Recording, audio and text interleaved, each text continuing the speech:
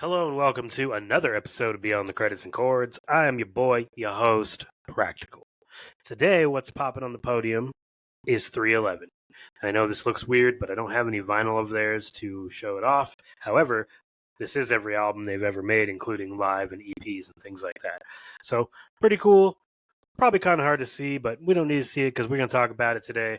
I wanted to talk about them in general because something I do that I wanted to share with you guys and that hopefully we'll share with each other every month going forward is once a month, I will hyper focus on a band. I will grab their entire discography if I don't have it already, or pick up some pieces of whatever I don't have, complete it. And yes, I know a lot of you out there are like, why would you do that? They're streaming. I use streaming to listen to albums for the first time sometimes here and there, but mostly I'm a physical media guy. I still collect vinyl, I still collect CDs. So long story short, you do what you're going to do. I do what I'm going to do. What I'm going to do is the physical media. And here today we're talking about 311. Like I said, I spent a good long month here listening to all their albums. Some of them I'm very familiar with because I grew up listening to them. And some of them I wasn't familiar with at all because I'd kind of dropped off here and there, would sporadically check in on a new album. And that was before my little ritual. So I decided to throw 311 in the mix. So this month and this episode is 311. Join me, won't you? Come on, guys. Come on, fellas, ladies, gentlemen. Let's talk about them. Let's talk about 311. And what we're going to do is go off here and name off the band members. We've got Nick Hexum, who is the, I guess you could say, main vocalist.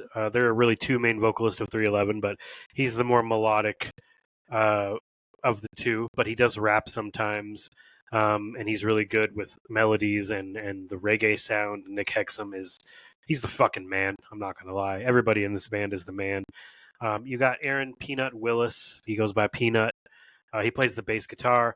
Dude is a master of his craft. His ability to go back and forth between hard rock guitar signatures and reggae is pretty unmatched. He's very underrated in the bass guitar realm, in my opinion, personally. We have Chad Sexton on the drums. Also a really underrated drummer. You know, he obviously has to do all the same things Peanut does to keep the rhythm, and those two are a fucking lethal combination. They're just a very tight band. No matter what, if you're listening to their very first release all the way to their most recent, those two are among the tightest members of the band. Tim Mahoney is the lead guitar player, a huge influence on me personally. I love his style. I love his ability to shift between these thunderous rock riffs flawlessly. You know, you'll have 6 or 7 flawless, memorable riffs per song, and he's responsible for so much of their sound. So him and his PRS guitars, which we'll get into, but Doug Martinez, who is the other vocalist and also raps as well, more so than he does sing, but he does sing as well. And the two of them, Doug and Nick, will mix their melodies together, and it just sounds blissful. And you know, I think 311 is one of those bands that has the longevity, and a lot of people may not know that. Because they had their peak in the early '90s, early '90s, early 2000s. They were still pretty big, and I'm not saying they're not still a big band. They have their loyal fan base, but they really peaked at that time period, and they were fucking everywhere. I was super into them at the time. The first time I ever heard them, I'm a TRL kid. You know, I hate to say that, but I grew up during MTV's Total Request Live era, where you know we'd see all these videos of the new up and coming bands. And between that and my dad, I would get a pretty good exposure of underground and mainstream rock. 311 at the time was damn mainstream. And my first exposure to them is their self-titled album in 1995. That's an album that everyone pretty much knows, at least song-wise, like songs like All Mixed Up and, you know, I'm drawing a blank here. There was All Mixed Up. Oh, there was Down. I think those were the only two big hits, but All Mixed Up and Down were very big songs for them. And then the album itself is just it's one of those hitters all the way through, you know, songs like The Hive, Guns Are for Pussies, Don't Stay Home. They were really starting to establish themselves at that time as a concrete, like, hard rock, you know, reggae performance. Hard rock might be the wrong word because they're not that heavy, but they'll surprise you, man. Like they got that funk metal stuff in there, a lot of their discography too, especially on newer releases, which was really blowing my mind.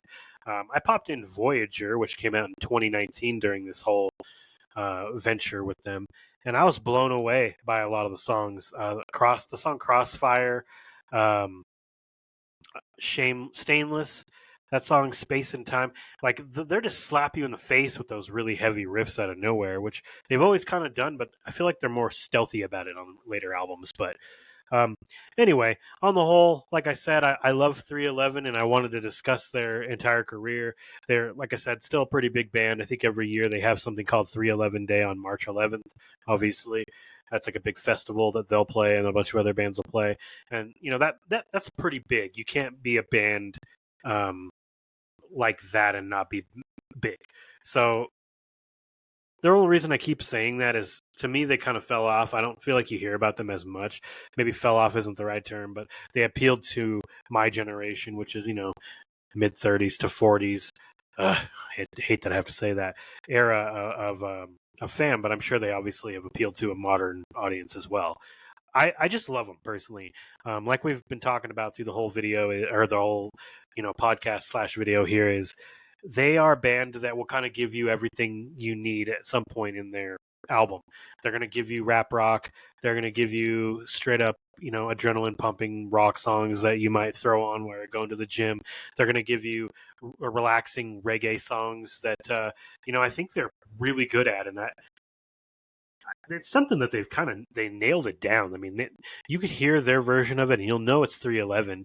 I mean, if you think of songs like their cover of The Cure's "Love Song," um, they branded their style at that point. That really solidified them um, in the alternative rock realm. That song was huge for them. While they had minor success before that with songs like we talked about, Down and All Mixed Up, they also, on their 97 album Transistor, had the song Beautiful Disaster. And then Sound System came out, and they had Come Original. From Chaos came out, and there was all of those big hits on that album too. That whole album is damn near a hit to me personally. But You Wouldn't Believe was, I think, the radio song, and then obviously Amber and I'll Be Here a While. Both of those songs were massive. So for a while there, they were just hit machines up until about Evolver and Don't Tread on Me, which are still great albums. But they didn't remain that dominant alternative rock force that they were in the late 90s, early 2000s, which is fine. Not every band can do that. But I'm here to say that everything after that, from like 2009's Uplifter, the album after Universal Pulse, the album after that Stereolithic, the album after that Mosaic, Voyager after that, and then most recently last year we got Full Bloom from them. All of those albums blew my fucking mind. I'm not gonna lie to you. I'm not gonna sit here and say like, oh, they're not as good as the old shit. They might be just as good as the old albums, and that's what made me decide to jump on and do the video here. It's like, sometimes I'll do the whole month-long artist thing, and it just doesn't work out. Like, I'll like the early albums, but the later albums will leave me just kind of feeling either burnt out by it, or they didn't grab me or keep me interested the whole time. With 311, that wasn't the case. And, I'll say, I think the last album I heard from them was Don't Tread on Me. So it had been since 2005, about 15 to 18 years since I'd listened to any of their stuff. I used to keep up with them so well, but then I got to a point where I convinced myself, or there was something that triggered me in the head where I was like, oh, they sold out, and all they do is the reggae stuff now. But boy, was I wrong. I'm glad I was wrong. I'm glad I went through these other ones. And if you're unfamiliar with 311, check them out. I mean, if you're into impressive guitar riffage, which I think it's impressive because he's writing all of these. They're simple sounding riffs. Sometimes they're simple to play, but they're mostly simple sounding riffs. But they hit you like a wall of thunder, and I love that about them. And they'll just sometimes creep up in the song and then become like the full force thing, and other times, they won't hit until the midway point, and then it's like, it's really hard to explain, but sometimes the riffs can be thrashy, metally, funky.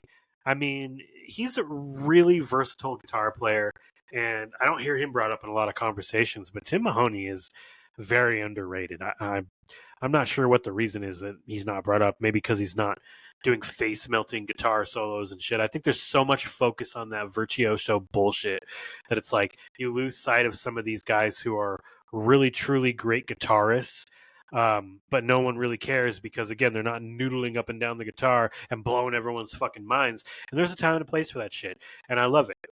And he can do it too. He lets loose and does some solos on these albums, but that's not the type of band that 311 is. So, I think we forget about these types of guys because of that, and they don't get the credit that's due to them. But 311 and Tim Mahoney, they deserve their due for being, I think a pretty dominant force in alternative rock. Alternative rock was so huge when 311 was a big thing. Like you had bands like, and some of this stuff had become faux pas, I guess you could say, after a certain point. But Eve Six and Third Eye Blind and Sugar Ray and like Local H, even Nirvana to some extent, all of those like late 90s bands that transition into the 2000s for whatever reason. Sometimes, in Nirvana's case, they didn't keep going. Obviously, they couldn't.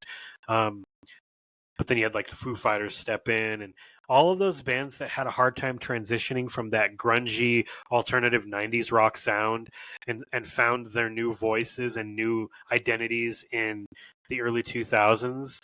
Most of them got, lost by the wayside or fell by the wayside. And I think 311 is one of those guys. When I look into it, they're still pretty popular. So I'm glad to see them really maintain it. But hearing the music itself, to me, proves that not only did they all get so much better as musicians, the production on these albums, the later albums here, are just fucking incredible. And it's something that you love to see, right? Because these bands will exist for a period of time and sometimes they'll get stagnant or whatever. But 311 sounds to me like they continue to challenge themselves as musicians. And while they haven't done what I talk about in other videos and other artists and shit like that, is really break new ground for themselves, they don't really need to. They're one of those instances where, like I said, they've honed their craft. They're so good at what they do now that the new shit that they're pulling off within their sound is really exciting, if that makes any sense.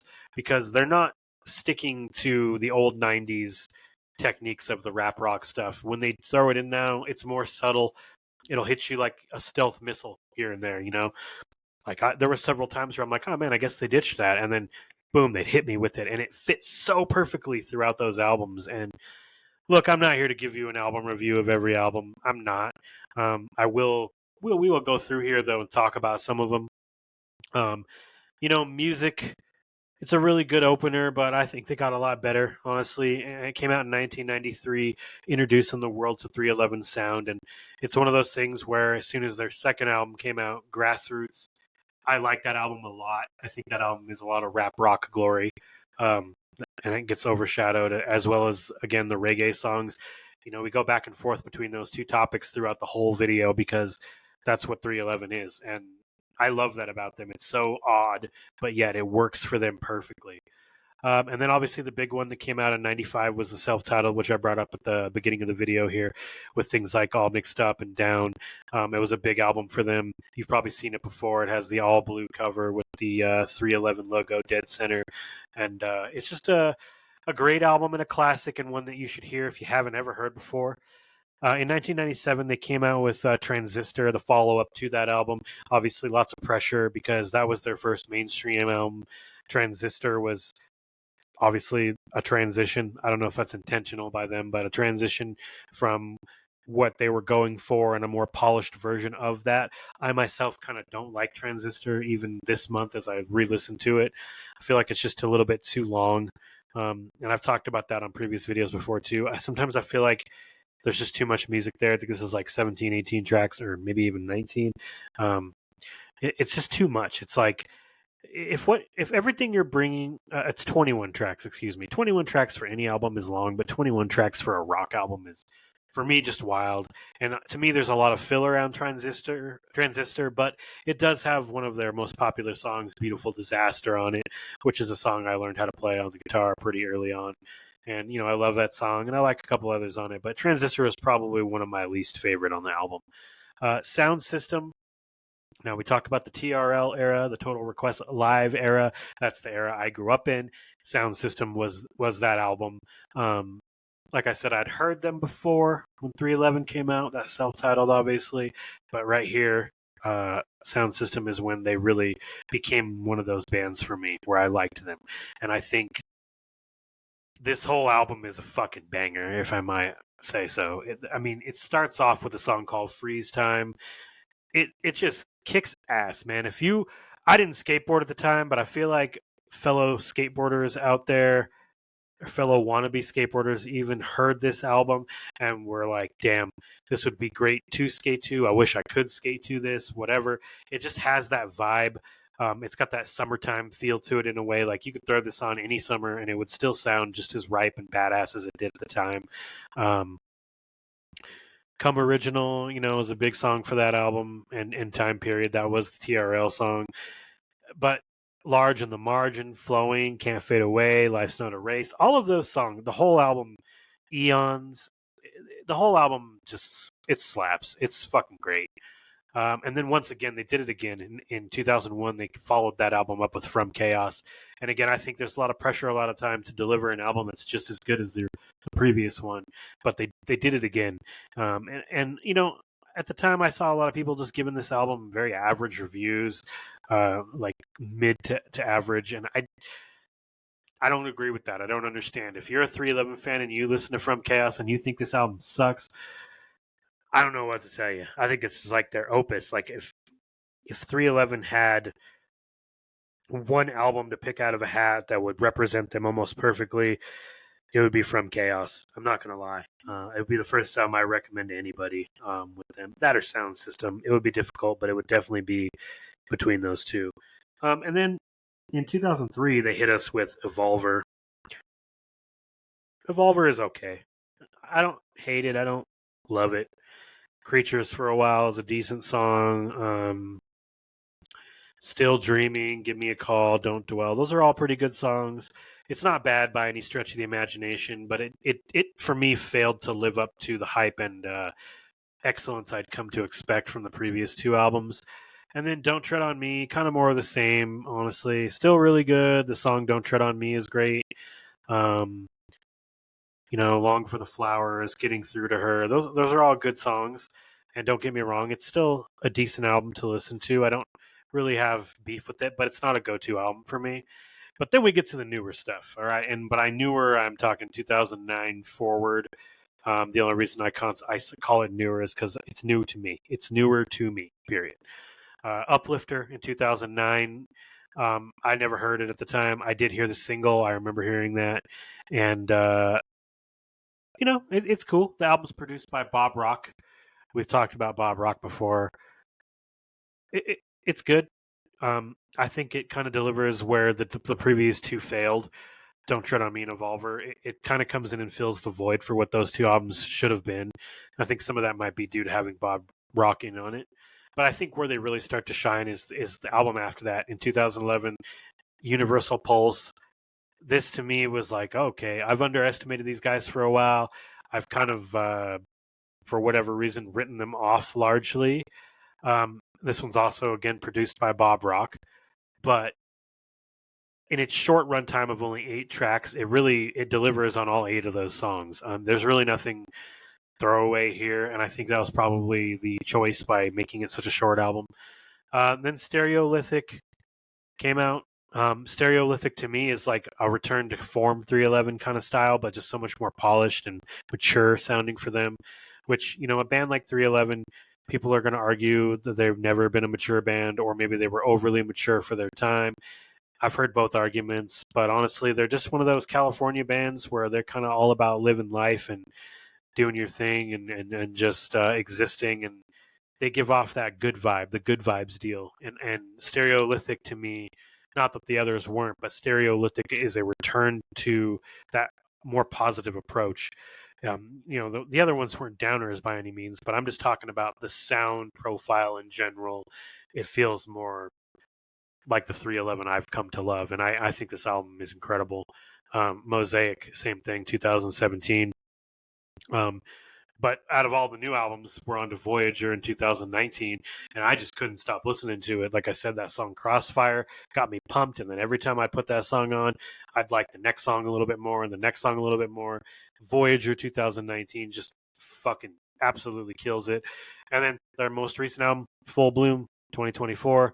Also, a great album. I liked it a lot. It shows that they're still relevant and they're still keeping with their thing, and doing that in 2024 is awesome. I think they might be in the studio already, or at least I read something about that. But I'm excited to hear the follow up to Full Bloom, because 311 is just, they're one of those bands, and they don't get enough credit by overall music fans. I don't think they're probably more of a niche band at this point, but go out, give 311 a listen if you haven't heard them already. I don't know what I'm saying. These bands have been around for 30 years, but you'd be surprised.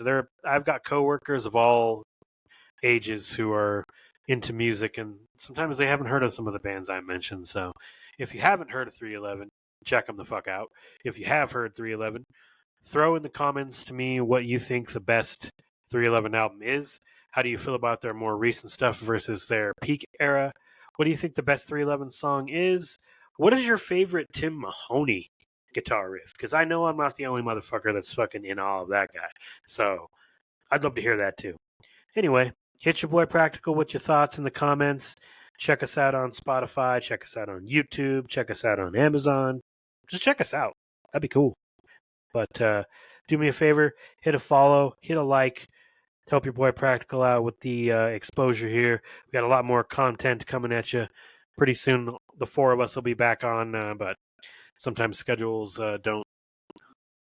don't meet up the way they should. So we get the content out to you anyway. That's what we do here Beyond the Credits and Chords. So this has been 311.